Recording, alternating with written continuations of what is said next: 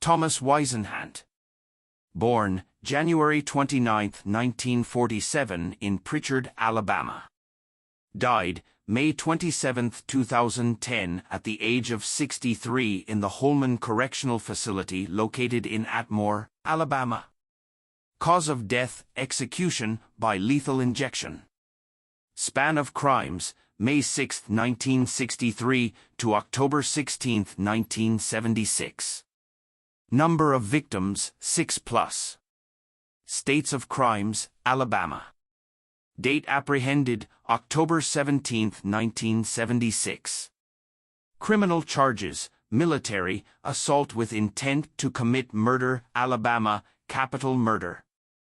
Criminal penalty: military, 20 years imprisonment with hard labor, commuted to 10 years imprisonment, Alabama, death.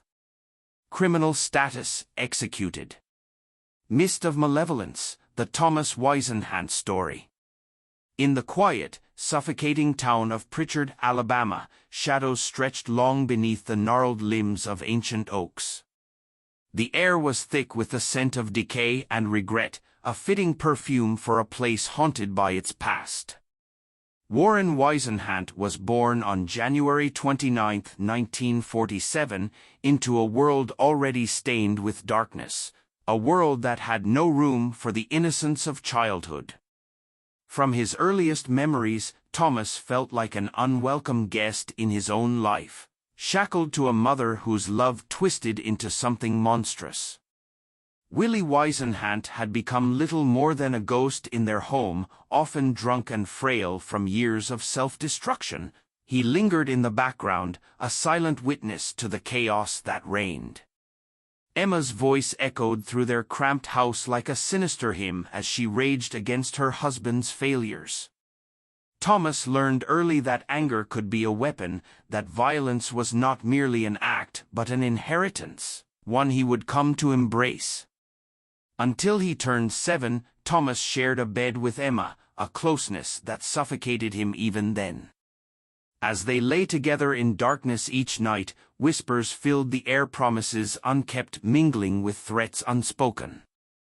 A boy's innocence eroded under the weight of maternal expectations. He felt it rotting away as his own burgeoning rage took root.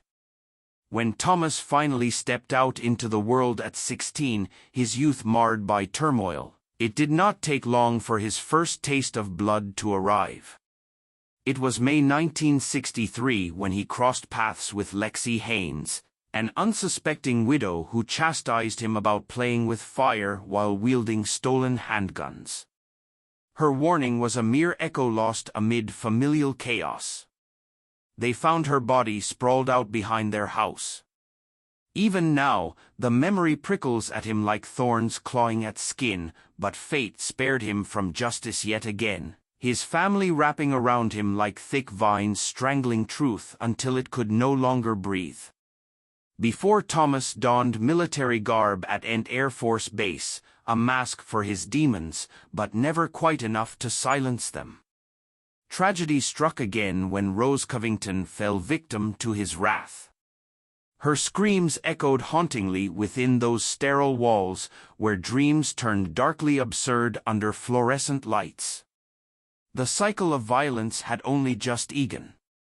Back in Mobile County after serving time behind bars, freedom felt like another cage.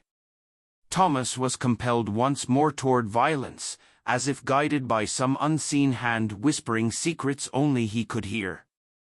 Patricia Hitt was next, then Venora Hyatt, their deaths amplifying whispers that clawed deeper into his psyche until they became deafening roars demanding satisfaction. Each murder was a grotesque symphony, each life extinguished a note in the twisted melody of his existence. Everything spiraled toward its tragic climax with Cheryl Lynn Payton, who entered his life on October 16, 1976. She became both muse and martyr to his insatiable hunger for power over life itself. Beneath kudzu-covered ruins where sunlight rarely dared penetrate, the final act played out. Abduction transformed into brutality, her cries swallowed whole by nature's indifference. but fate has a way of unraveling even the most tightly woven lies. Soon enough, sirens pierced through the veils woven tightly around Pritchard's secrets, revealing truths hidden beneath layers of denial and deceitful alibis crafted over decades spent navigating despair's murky waters. Captured amid chaos following Cheryl's murder, Thomas's confessions spilled forth easily, trembling under pressure while memories danced grotesquely just beyond reach, taunting every moment lost between sanity and madness alike. As trial dates loomed ominously ahead, the public frenzy grew, fueled by horror stories spread through hushed conversations echoing along alleyways leading straight back home. It seemed inevitable. There would be consequences for someone who'd tasted blood before knowing what flavor lingered sweetly afterward upon a tongue, stained red forevermore. Years rolled on, trapped within prison walls, clinging desperately to shreds of hope held tightly against his chest, beating wildly, refusing submission. Instead, torment wrapped tightly around his soul, drawn taut across time, unraveling slowly yet surely until he was led to the execution chamber, awaiting judgment met face to face.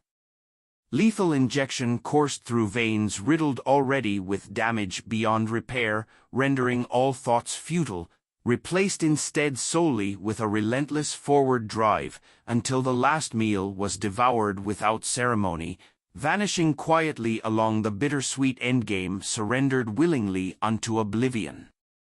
And so lingered tales spun around flickering flames illuminating forgotten corners where shadows danced freely. They bore witness silently, waiting patiently for the return of Thomas Whisenhant one last time, perhaps hoping redemption might emerge unexpectedly even here among the ashes scattered wide across history, etched deeply within the fabric woven tight, irrevocably binding souls intertwined eternally ensnared, trapped forevermore amidst whispers carried forth upon winds brushing lightly against surfaces soft, gently beckoning forth memories buried deep, residing quietly, tucked away. Nestled tenderly beside remorse lingering always nearby, ensuring none shall ever truly forget. So, dear listeners, I hope you enjoyed this story on one of America's most evil serial killers, Thomas Whisenhant. Please like, subscribe, share, and comment below. Until next time.